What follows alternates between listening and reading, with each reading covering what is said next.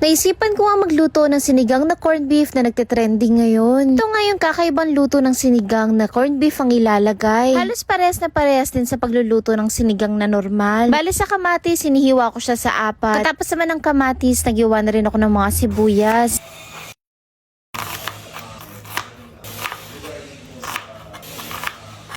Bali sa gulay, naghiwa lang ako ng sitaw. Meron din 2 pirasong pang sinigang na sili, kamatis, sibuyas, okra, tapos itong kangkong na medyo pasira na. Nakakapanghinayang naman, kaya naisip ko na iluto na. Tapos this time, hindi tayo gagamit ng liempo. Aling gagamitin ko itong palm corned beef. Ito daw kasi yung masarap na isahog sa sinigang. Maganda kasi dito, chunky siya, hindi siya yung durug-durog. Hindi ko nga alam kung ganito ba talaga itsura nito. Sa pagluluto naman, bali ginisa ko lang yung sibuyas sa kamatis.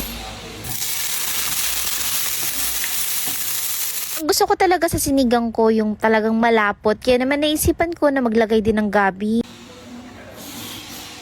Nung medyo malambot na yung gabi, nilagay ko na rin yung mga natirang gulay. Bali, nilagay ko na tong sitaw, okra. Tapos nilagay ko na rin tong siling pangsigang para naman medyo may sipa ng anghang. Pinalambot ko lang saglit yung mga natirang gulay. Naglagay din ako ng isang kurot ng asin at syempre itong pampaasim na nor sinigang. Pagkakulo, nilagay ko na rin yung kangkong at syempre itong corned beef. Sa totoo lang, hindi pa ako nakakatikim nitong palm na corned beef na to. Bali, dahan-dahan ko lang siya niluto para hindi madurog. Pero in fairness, talagang buong-buo siya. Tapos grabe, talagang mamula-mula siya. Alam mo yung parang beef talaga. Well, beef naman talaga to.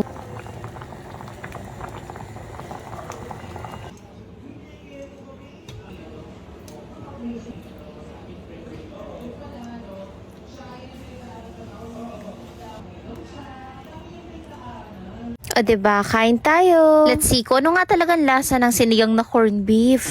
What message naman po sa... We are breadwinners. Hirap na hirap ako kainin kasi sobrang init, pero swear, ang sarap. Sa totoo lang, kung hindi mo alam na corned beef to, hindi mo akalain corned beef. Para siyang sinigang na baka, ganun. Parang nga hindi corned beef eh. Holidays, Pasko.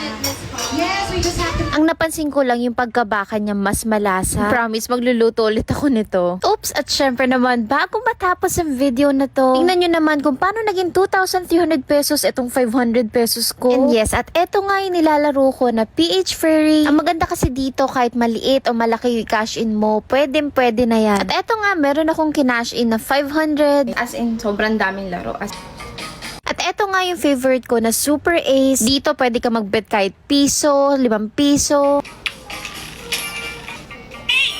Whoa!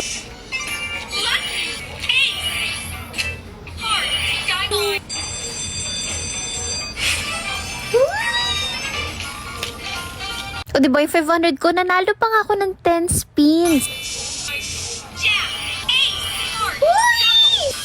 500 lang to kanina.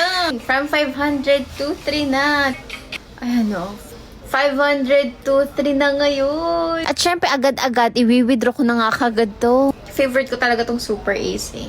Paalala lang na bawal to sa mga bata and of course, play responsibly. Kung interested kayo, lalagay ko na lang yung link sa comment section. Ingat kayo!